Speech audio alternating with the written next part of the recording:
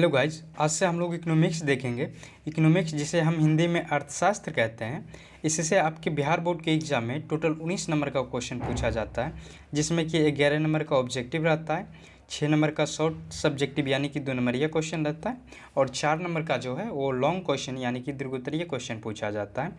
आज हम लोग पहला चैप्टर देखेंगे जो कि है आपका अर्थशास्त्र एवं इसके विकास का इतिहास। ये एनसीईआरटी में जो इस चैप्टर का नाम है वो विकास यानी डेवलपमेंट है।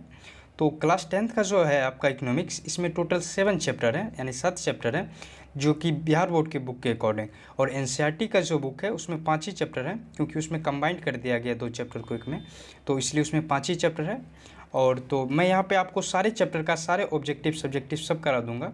तो इस वीडियो में हम फिलहाल ऑब्जेक्टिव देखेंगे, नेक्स्ट वीडियो में आपको सब्जेक्टिव भी करा दिए जाएंगे। तो आप लोग इसी तरह रेगुलर वीडियो देखिएगा और अच्छे से तैयारी कीजिएगा। तो चलिए शुरू करते हैं। आज का पहला क्वेश्चन है कि भारतीय संदर्भ में प्राथमिक क्षेत्र का योगदान आज़ादी के बाद, यानी इस क्वेश्चन में पूछा जा रहा है कि भारत के लिए प्राथमिक क्षेत्र का जो योगदान है वो आज़ादी के बाद कितना % है, यानी बढ़ा या घटा, ये पूछा जा रहा है। तो चलिए इसको हम एक डाटा के बेसिस पे समझते हैं। तो डाटा कुछ इस प्रकार है कि मतलब आज़ादी से पहले कितना % था और अभी कितना % है। तो आप यहाँ देख सकते हैं। तो सबसे पहले समझते हैं कि ये प्राथमिक क्षेत्र कहते हैं किसको है। प्राथमिक क्षेत्र को कृषि क्षेत्र भी कहा जाता है। तो कृषि क्षेत्र में जो है वो कृषि आता है, पशुपालन आता है और वन आता है, मछली पालन, ये सभी जो है ये प्राथमिक क्षेत्र में आता है। और इसका योगदान कितना था, तो 1901 में जो है वो 63%, पूरा राष्ट्रीय आय जो था, कुल राष्ट्रीय आय में, भारत के कुल राष्ट्रीय आय में 63% योगदान हुआ करता था। और उसके बाद 1947 में देखिए फिर ये घट के 58% ही रह गया। उसके बाद 2007 में तो और ये घट के 22% पे आ गया। तो यानी कुल मिला के ये है कि आज़ादी के बाद लगातार घटता जा रहा है। क्या घटता, मतलब योगदान जो है राष्ट्रीय आय में ये प्राथमिक क्षेत्र का घटता जा रहा है। तो इस क्वेश्चन का जो जवाब है वो हम बोल सकते हैं कि लगातार घटता गया, यानी इसका सही जवाब हो जाएगा का ऑप्शन, घटता गया। अगला क्वेश्चन देखते हैं कि भारत में योजना आयोग का गठन कब किया गया था। तो भारत में जो योजना आयोग का गठन वो 15 मार्च 1950 में किया गया था। तो सही जवाब हो जाएगा आपका 15 मार्च 1950 को। अगला क्वेश्चन है 3 नंबर कि भारत के पड़ोसी देशों में किस देश की प्रति व्यक्ति यह सबसे अधिक है। तो भारत के जो पड़ोसी देश हैं, जो आसपास पाकिस्तान, नेपाल, म्यांमार सब जो है, इसमें सबसे बेहतर जो है, सबसे अधिक प्रति व्यक्ति है वो श्रीलंका का है। तो इसलिए इस क्वेश्चन का सही जवाब हो जाएगा आपका श्रीलंका का। क्या होगा सही ऑप्शन का, घ हो जाएगा श्रीलंका का। नेक्स्ट क्वेश्चन देखते हैं। अगला क्वेश्चन है 4 नंबर कि भारत की प्रथम पंचवर्षीय योजना का कार्यकाल कितना था। तो भारत में जो प्रथम पंचवर्षीय योजना का कार्यकाल था वो 1951 से लेकर 56 तक था, यानी सही जवाब हो जाएगा आपका क ऑप्शन, 1951 से लेकर 56 तक। ये 1951 में ही शुरू हुआ था। तो ये अगला क्वेश्चन है भी कि भारत में प्रथम पंचवर्षीय योजना की शुरुआत कब हुई। तो 1951 में हुआ था, जो कि 1951 से 56 चला था। तो ये दोनों याद रखिएगा, यहाँ से क्वेश्चन आता है, ये काफ़ी इंपॉर्टेंट है। अगला क्वेश्चन है 6 नंबर कि भारत की आर्थिक व्यवस्था है। तो यहाँ जो आर्थिक व्यवस्था है वो मिश्रित है। तो सबसे पहले समझते हैं मिश्रित होता क्या है। मिश्रित यानी जहाँ समाजवादी और पूंजीवादी दोनों अर्थव्यवस्था हो, उसे ही हम मिश्रित अर्थव्यवस्था कहते हैं। समाजवादी अर्थव्यवस्था क्या होता है, जिस अर्थव्यवस्था पे सरकार का अधिकार होता है उसे समाजवादी अर्थव्यवस्था कहते हैं। और पूंजीवादी क्या होता है, जिस पे किसी प्राइवेट मतलब निजी संस्था का अधिकार हो, उसे ही हम पूंजीवाद कहते हैं। तो भारत में जो है ये दोनों अर्थव्यवस्था है, यानी कि मिश्रित अर्थव्यवस्था है। सही जवाब हो जाएगा आपका ऑप्शन ग, मिश्रित। ये काफ़ी इंपॉर्टेंट सवाल था, ये कई बार पूछा जा चुका है। अगला क्वेश्चन देखते हैं। अगला क्वेश्चन है 7 नंबर कि भारत में नीति आयोग की स्थापना कब हुई। तो भारत में जो है नीति आयोग की स्थापना वो 2015 में योजना आयोग को भंग करके 2015 में जो है वो नीति आयोग का गठन किया गया। तो सही जवाब हो जाएगा आपका 2015 में। अगला क्वेश्चन है बिहार में किसकी प्रधानता है। तो बिहार में जो है यहाँ पे 77% जनता जो है वो कृषि पर निर्भर है, यानी खेती बाड़ी करता है। तो यहाँ किसकी प्रधानता है, कृषि की है, इसलिए सही जवाब हो जाएगा आपका ऑप्शन का, कृषि की। अगला क्वेश्चन है 9 नंबर कि बिहार के विकास में सबसे बड़ी बाधा क्या है। तो यहाँ ये क्वेश्चन जो है, क्वेश्चन थोड़ा मिसिंग है। यहाँ ऑप्शन जो डी ऑप्शन है इसमें होना चाहिए इनमें से सभी, क्योंकि देखिए बिहार में पूछ रहा है विकास में सबसे बड़ी बाधा क्या है, तो यहाँ अशिक्षा भी है, सूखा भी है, किसी एरिया में पूरा सुखाड़ आता है तो किसी में बाढ़ आता है, यानी सभी कुल मिला के हैं। तो इसका सही जवाब होना चाहिए इनमें से सभी। अगला क्वेश्चन देखते हैं। अगला क्वेश्चन है आपका 10 नंबर कि बिहार के पिछड़ेपन को दूर करने में के कौन से उपाय हो सकते हैं। तो बिहार में सबसे पहले जानते हैं कि बिहार में क्या पिछड़ेपन का कारण क्या है। तो अगला क्वेश्चन ये है कि बिहार के आर्थिक पिछड़ेपन का प्रमुख कारण क्या है। तो यहाँ जो है बाढ़ और सुखाड़ और बाढ़ का प्रकोप भी है, और जनसंख्या में अधिक वृद्धि भी एक बहुत बड़ा कारण रहा है बिहार के पिछड़ेपन में, और जो है कृषि पर अधिक भार। यहाँ का जो है ना 77% जनता वो कृषि पर निर्भर है। तो ये ज़रूरी है कि कृषि का विकास हो, और इतना परसेंट मतलब जनता कृषि पर निर्भर है, तो कहीं ना कहीं ये भी एक बहुत बड़ा कारण है। तो कुल मिला के जो है ये हो गया कि मतलब इनमें से सभी जो है ये प्रमुख कारण रहा है बिहार के पिछड़ेपन में, आर्थिक पिछड़ेपन में। तो ये सही इसका जवाब हो जाएगा आपका इनमें से सभी। 10 नंबर क्वेश्चन पे आते हैं। 10 नंबर क्वेश्चन में कि बिहार के पिछड़ेपन को दूर कैसे किया जाए, यानी इसमें पूछ रहा है दूर कैसे किया जाए। तो जब तक जनसंख्या पर नियंत्रण नहीं करेंगे तो ये कभी नहीं हो सकता। तो सबसे पहले जनसंख्या पे नियंत्रण करना पड़ेगा, उसके बाद कृषि पे जो इतना बड़ा जनसंख्या निर्भर है तो कृषि में तेज़ी से विकास लाना होगा, तभी जाके बिहार विकसित हो सकता है। और उद्योग बिहार में बहुत, जब से बिहार का बंटवारा हुआ है यहाँ ना के बराबर उद्योग रह गया। तो ये ज़रूरी है कि उद्योग का भी विकास हो, यानी कुल मिला के टोटल इनमें से सभी यानी होना चाहिए, प्रमुख कारण ये सभी होना चाहिए, तभी बिहार का विकास हो सकता है। तो सही जवाब हो जाएगा ये दोनों का, इनमें से सभी। अगला क्वेश्चन ये लॉन्ग में भी पूछा जाता है, जब मैं सब्जेक्टिव आपको बताऊंगा तो ये काफ़ी लॉन्ग में मैं डिटेल में बता दूंगा, तो वहाँ से आप इजली कर लीजिएगा। ये क्वेश्चन पूछा भी जाता है, कई बार पूछा जा चुका है। अगला क्वेश्चन है 12 नंबर कि बिहार की कितनी प्रतिशत जनसंख्या अपने जीवोपार्जन के लिए कृषि पर निर्भर करता है। इसे 77% है, लेकिन अप्रोक्सीमेटली 80% मान सकते हैं ये ऑप्शन के अकॉर्डिंग भी। तो ये सही जवाब हो जाएगा आपका, 80% जनता यहाँ का वो कृषि से जीवोपार्जन करता है। अगला क्वेश्चन देखते हैं। अगला क्वेश्चन जो है वो 13 नंबर है कि बिहार में विभाजन के पश्चात कौन सा उद्योग रह गया। तो जब से बिहार का विभाजन हुआ है लगातार यहाँ से उद्योग धंधा ख़त्म होता गया, लेकिन चीनी का जो है वो अभी भी बचा हुआ है। कुछ चीनी मिल बंद पड़े हैं तो कुछ हैं, लेकिन उद्योग चीनी का उद्योग है, तो इसका सही जवाब हो जाएगा चीनी उद्योग। अगला क्वेश्चन है कि बिहार में जीवन यापन का मुख्य साधन क्या है।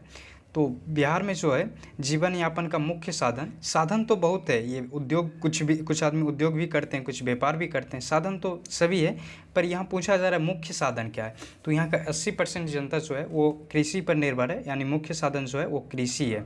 तो सही जवाब हो जाएगा आपका कृषि। अगला क्वेश्चन है 15 नंबर, किस क्षेत्र को द्वितीयक क्षेत्र कहा जाता है। तो ये जो विद्युत है ये द्वितीय क्षेत्र में आता है, विद्युत जो है ये द्वितीय क्षेत्र में आता है। विद्युत हो गया, उसके बाद गैस बिजली, ये सभी जो है वो द्वितीय क्षेत्र में आता है। सही जवाब हो जाएगा आपका ऑप्शन का विद्युत। अगला क्वेश्चन देखते हैं। अगला क्वेश्चन है 16 नंबर कि किस क्षेत्र को प्राथमिक क्षेत्र कहा जाता है। तो ये कृषि क्षेत्र को प्राथमिक क्षेत्र कहा जाता है। सही जवाब हो जाएगा आपका कृषि क्षेत्र को। देखिए ये प्राथमिक क्षेत्र, कृषि क्षेत्र, ये सब क्वेश्चन काफ़ी बार पूछा जा चुका है। ऐसे जब मैं सब्जेक्टिव कराऊंगा तो ये सब काफ़ी क्लियर हो जाएगा, क्योंकि अगर आप लोग नहीं पढ़े होंगे तो थोड़ा बहुत दिक्कत आ सकता है। अगला क्वेश्चन देखते हैं 17 नंबर, किस क्षेत्र को तृतीयक क्षेत्र कहा जाता है। तो सेवा क्षेत्र को जो है वो तृतीयक क्षेत्र कहा जाता है। सही जवाब हो जाएगा आपका सेवा क्षेत्र।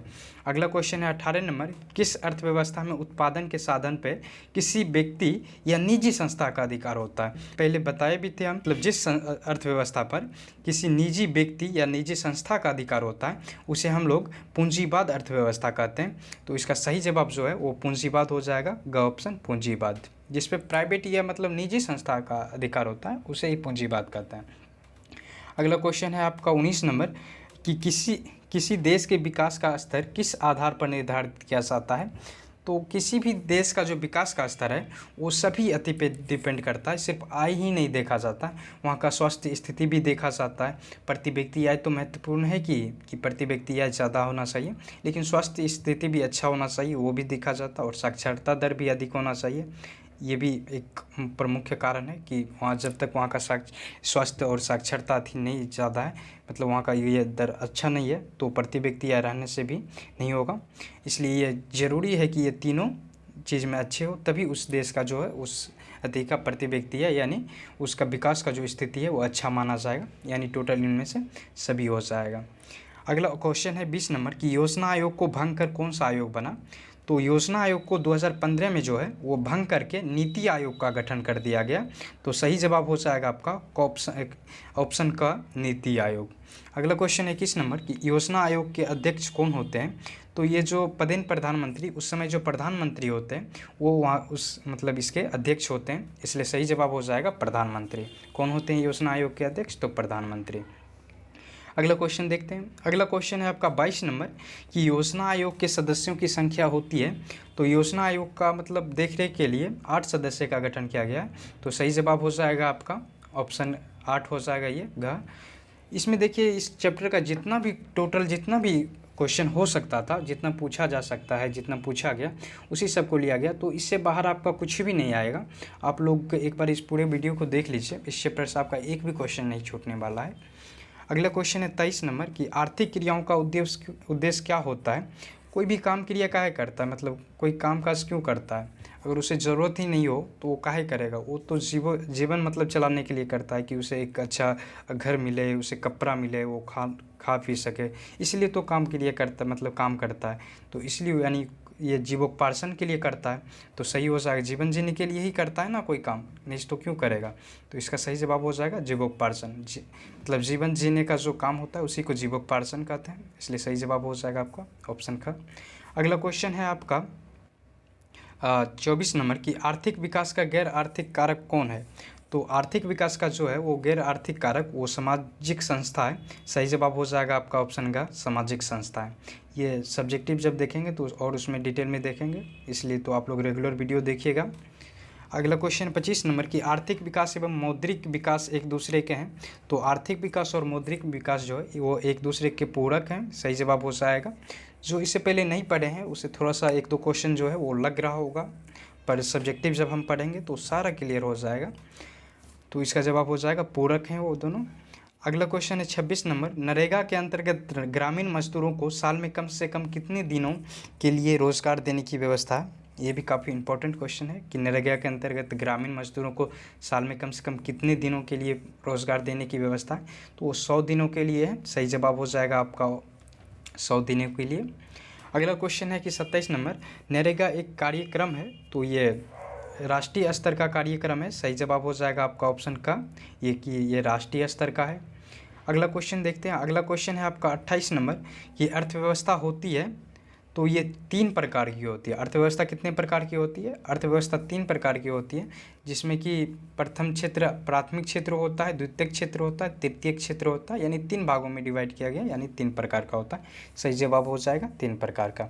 अगला क्वेश्चन है आपका 29 नंबर अर्थव्यवस्था के मुख्यतः कितने प्रकार होते हैं। सेम क्वेश्चन है, बस लैंग्वेज अलग है, तो हमने दोनों ले लिया कि आपको कन्फ्यूज़न ना हो, मतलब अगर एग्ज़ाम में आता है तो आपको लगे नहीं कि ये क्वेश्चन हमने नहीं पढ़ा है, इसलिए दोनों क्वेश्चन अलग अलग लैंग्वेज का ले लिया कि अर्थव्यवस्था के मुख्यतः कितने प्रकार हैं। तो 3 प्रकार होते हैं, प्राथमिक, द्वितीयक, तृतीयक क्षेत्र, तो सही जवाब हो जाएगा ग 3।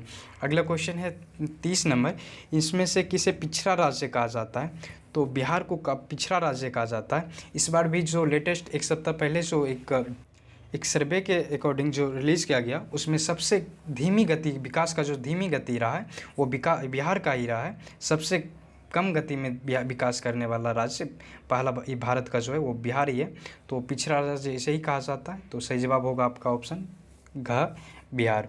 अगला क्वेश्चन देखते हैं। अगला क्वेश्चन है आपका 31 नंबर इनमें कौन से देश हैं मिश्रित अर्थव्यवस्था है। तो ये भारत में पहले भी क्वेश्चन देखा था, बस लैंग्वेज अलग है कि किसे मिश्रित अर्थव्यवस्था कहते हैं। तो भारत का जो अर्थव्यवस्था वो मिश्रित है, यहाँ समाजवादी और पूंजीवादी दोनों है, यानी मिश्रित है। अगला क्वेश्चन है 32 नंबर कि जनसंख्या की दृष्टि से बिहार का भारत में कौन सा स्थान है। तो जनसंख्या की दृष्टि से बिहार का जो है भारत में तीसरा स्थान है, इसलिए सही जवाब हो जाएगा आपका ऑप्शन ग तीसरा। पूछा जा रहा है कि बिहार का जो है भारत में कौन सा स्थान है जनसंख्या की दृष्टि से, तो वो तीसरा है, सही जवाब हो जाएगा आपका। अगला क्वेश्चन है 33 नंबर की जनसंख्या वृद्धि से आर्थिक विकास की गति। तो मतलब किसी का आर्थिक यानी प्रति व्यक्ति आय नहीं बढ़े और वहाँ का जनसंख्या बढ़ता जाए तो क्या होगा, वहाँ का आर्थिक विकास क्या मंद हो जाएगी, वो विकसित नहीं कहलाएगा, वो मंद हो जाएगी। सही जवाब हो जाएगा आपका ऑप्शन ग, मंद हो जाती है। अगला क्वेश्चन देखते हैं। अगला क्वेश्चन है 34 नंबर कि राष्ट्रीय विकास परिषद का गठन कब हुआ। तो राष्ट्रीय विकास परिषद का जो गठन वो 1952 में हुआ था। सही जवाब हो जाएगा आपका ऑप्शन क्या, 1952 में। ये जो है 6 अगस्त 1952 में हुआ था, इसलिए सही जवाब होगा 1952। अगला क्वेश्चन है जो 35 नंबर, एक समाजवादी अर्थव्यवस्था में सर्वाधिक बल किस पर दिया जाता है। तो समाजवादी अर्थव्यवस्था यानी जिस अर्थव्यवस्था पे सरकार का अधिकार हो उसे ही समाजवादी अर्थव्यवस्था कहते हैं। तो उसमें जो है मुख्य रूप से लोक कल्याण पे ध्यान दिया जाता है, क्योंकि वो किसी संस्थागत यानी किसी पार्टिकुलर किसी निजी आदमी का नहीं है जो कि वो सिर्फ इनकम पे ही ध्यान दे। ये सरकार का अधिकार होता है इस अर्थव्यवस्था पे, तो वो लोक कल्याण पे ज़्यादा बल देता है, इसलिए सही जवाब हो जाएगा आपका लोक कल्याण पे। अगला क्वेश्चन है 36 नंबर की मानव विकास की दृष्टि से भारत के पड़ोसी देशों में किस देश की स्थिति बेहतर है। तो पीछे भी ये क्वेश्चन देखे थे, ये श्रीलंका का जो है वो अच्छा स्थिति है, यहाँ का प्रति व्यक्ति अच्छा है, स्वास्थ्य सिस्टम यानी कुल मिला के वहाँ का जो है वो बेहतर स्थिति है आसपास के देशों में। अगला क्वेश्चन है आपका 37 नंबर की निम्नलिखित में कौन सा देश विकसित अर्थव्यवस्था का उदाहरण है। तो ये संयुक्त राष्ट्र अमेरिका है, ये काफ़ी विकसित कंट्री कहलाता है, तो सही जवाब हो जाएगा आपका ऑप्शन का संयुक्त राष्ट्र अमेरिका। अगला क्वेश्चन है 38 नंबर की सब्जी के उत्पादन में बिहार को देश में कौन सा स्थान प्राप्त है। तो सब्जी के उत्पादन में जो है ये चौथा स्थान पे आता है पूरे भारत में। बिहार 9% जो है सब्जी ये बिहार में ही उत्पादन होता है, इसलिए चौथा स्थान पे आता है। सही जवाब हो जाएगा आपका चौथा। अगला क्वेश्चन है जो 39 नंबर है, यदि राष्ट्रीय आय की अपेक्षा जनसंख्या में वृद्धि का अनुपात अधिक हो तो प्रति व्यक्ति आय क्या होगी।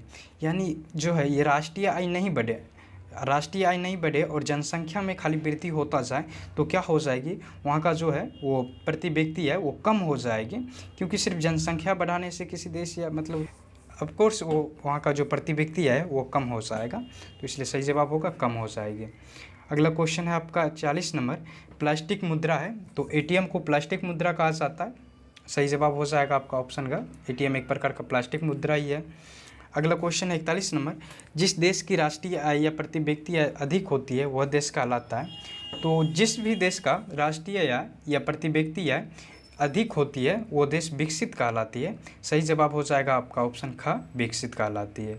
अगला क्वेश्चन है आपका 42 नंबर कि सतत विकास का उद्देश्य है।